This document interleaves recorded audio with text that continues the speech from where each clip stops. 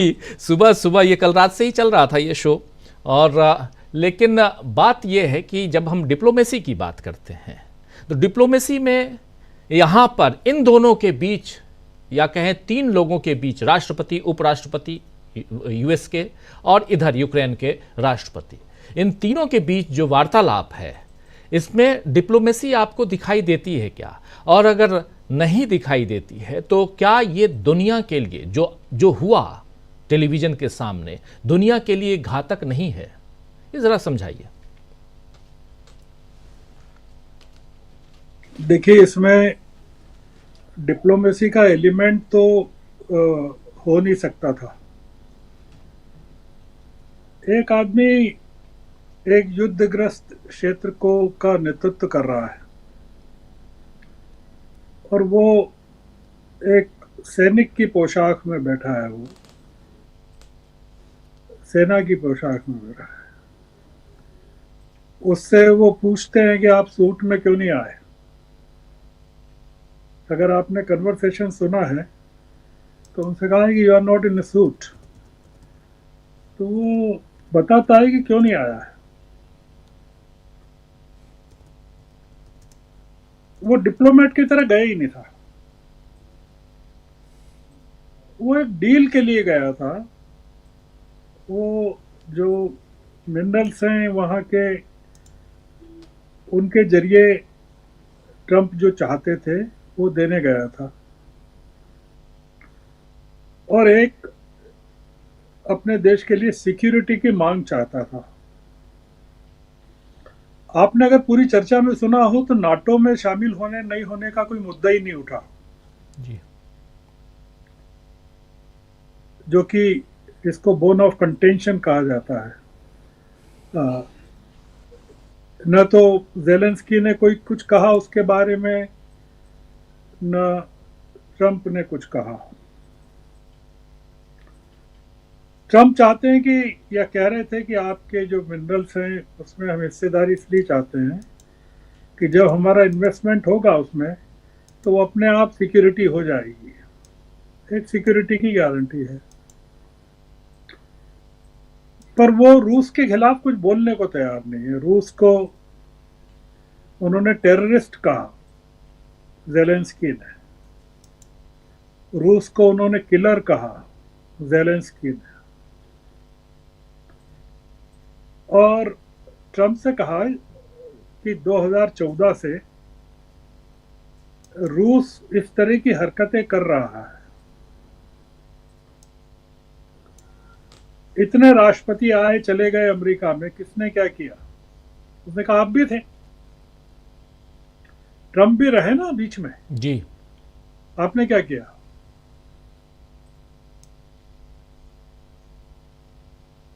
ये गए थे 26 महीने पहले जब जेलेंस्की अमेरिका में, तब इन्होंने जॉइंट सेशन को एड्रेस किया था, सीनेट और हाउस को के रिप्रेजेंटेटिव्स को, बाइडेन के टाइम। जेलेंस्की को स्टैंडिंग ओवेशन दिया था जिसमें रिपब्लिकन पार्टी के भी सारे के सारे सीनेटर्स थे और हाउस के रिप्रेजेंटेटिव्स थे।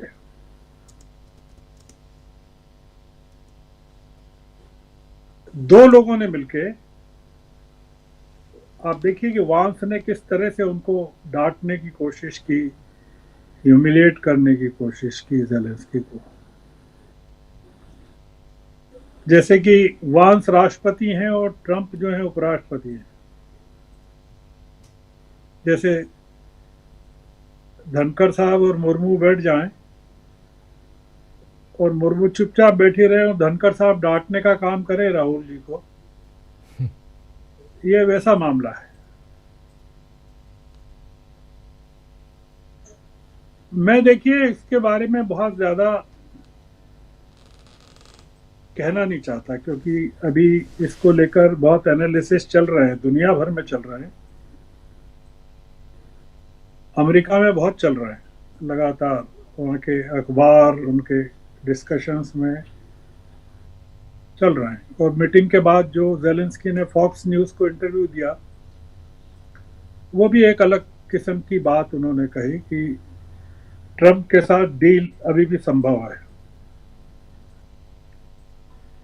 मैं इसको कैसे देखता हूं भारत की नजर से, वो थोड़ा सा आपको बताना चाहता हूं। जी। अमेरिका में जो हुआ, वो बिना लंच खाए बाहर आ गए, ज़ेलेंस्की रवाना हो गए। उनको अपने देश में मुंह दिखाना था, अपने जो हजारों लाखों सैनिक मर गए हैं उनके परिवार वालों को जवाब देना था कि वो क्या करके आए हैं। वो सेल आउट करके आए हैं कि बहादुरी के साथ कुछ बात करके आए हैं।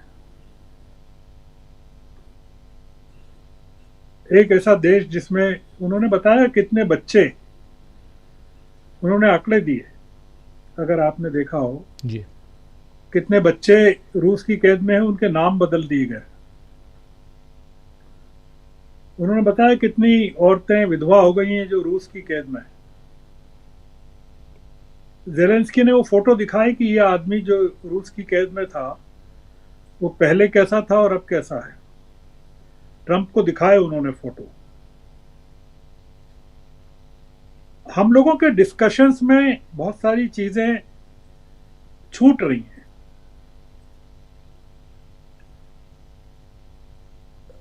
बहुत सारी, मतलब लगभग छूट ही रहा है सब कुछ। हम लोग एक अलग प्लेनेट पर ज़ेलेंस्की और ट्रंप की बातचीत को देख रहे हैं। हम डिप्लोमेसी के लेवल पर देख रहे हैं। भारत के लिए ज़ेलेंस्की जो करके आए हैं, बहुत ही बहादुरी का काम करके आए हैं।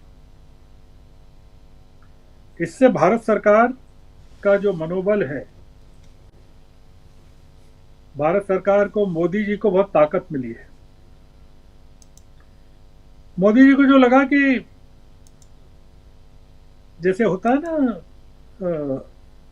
राजीव जी की किसी टीम का एक पहलवान पिट के आ जाए और उसी टीम, किसी दूसरी टीम का पहलवान दुश्मन को पछाड़ दे, तो फिर वो पहली वाली टीम का जो पहलवान है वो खुश होता है।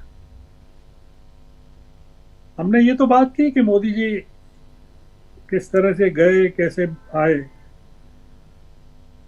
मोदी जी के लिए प्रसन्नता का कारण है कि यूरोपियन यूनियन की जो चीफ हैं इस समय भारत में हैं। यूरोपियन यूनियन के साथ जो मोदी जी ने समझौते किए हैं ट्रेड के, अनलिमिटेड ट्रेड के, आपको इस तरीके से इस पूरे घटनाक्रम को देखना चाहिए। आपको क्या देखना चाहिए, मतलब मैं थोड़ा सा गलत बोल रहा हूँ, शब्द कह रहा हूँ कि अपने दर्शकों के लिए थोड़ा सा एक पॉइंटर हो सकता है जी।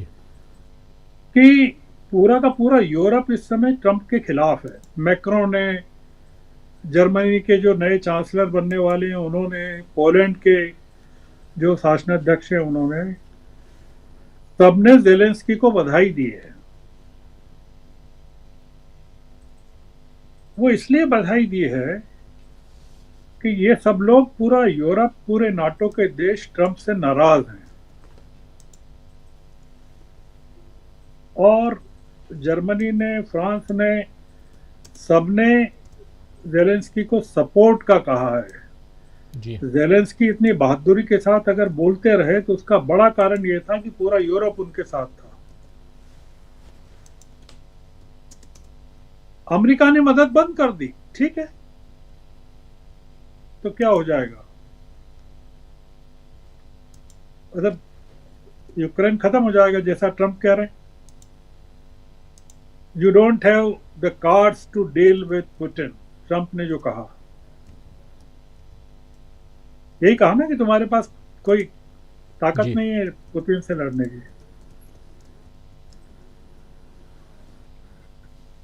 भारत जैसा देश, चीन, यूरोप के सारे देश, अफ्रीका के सारे देश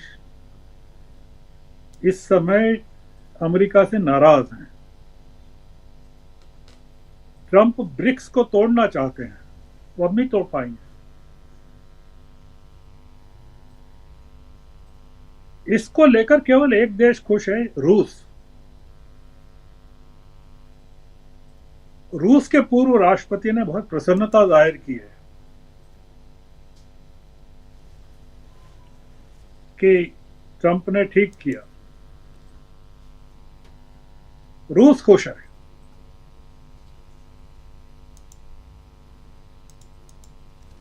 दुनिया केवल रूस नहीं है और केवल अमेरिका नहीं है। जी। अगर यूरोपियन यूनियन के साथ भारत के जो ट्रेड पैक्ट्स की डिटेल सब आ रही हैं और यूरोपियन यूनियन की हेड को जो भारत में सम्मान मिला, अखबारों में जिस तरह का कवरेज मिला, वो पॉइंटर है कि भारत अब क्या करने वाला है, या भारत की विदेश नीति क्या होने वाली है।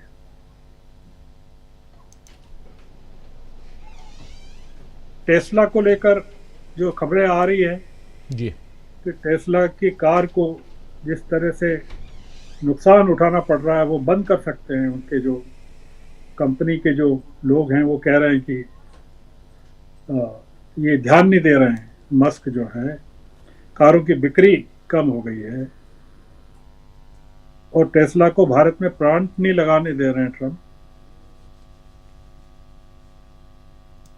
तो राजीव जी, मैं इसको एक अलग एंगल से देखा हूं, भारतीय एंगल से देखा हूं। मैं डिप्लोमेसी और अमेरिकी एंगल और रशियन एंगल से नहीं देख रहा हूं जी। मैं एक ऐसा देश जो 3 साल से लड़ रहा है, उसके हजारों लाखों लोग मर गए हैं, उनको घर छोड़ के जाना पड़ा, पोलैंड में शरण लेनी पड़ी, हजारों बच्चे अनाथ हो गए।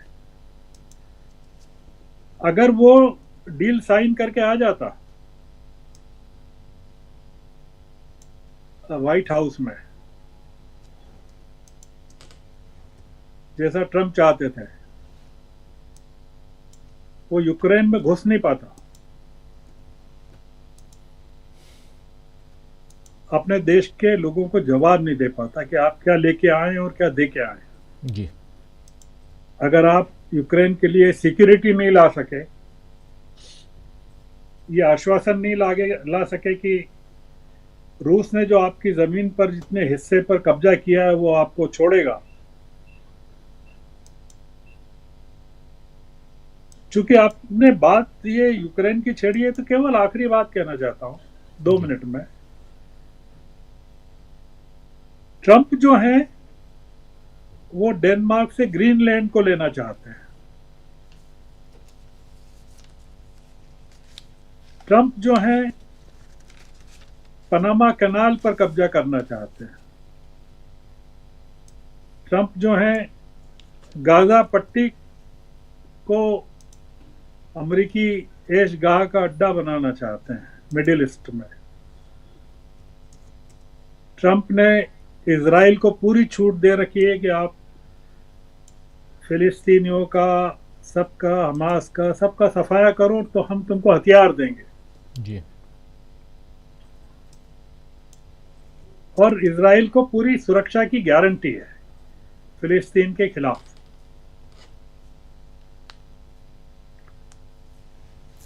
यूक्रेन को सुरक्षा की गारंटी नहीं देना चाहते हैं, इसलिए कि वो रूस के साथ बिजनेस के समझौते करना चाहते हैं। रूस के खिलाफ जो सैंक्शंस लगी थी 3 साल पहले, वो समाप्त करना चाहते हैं। यही मेन है जी।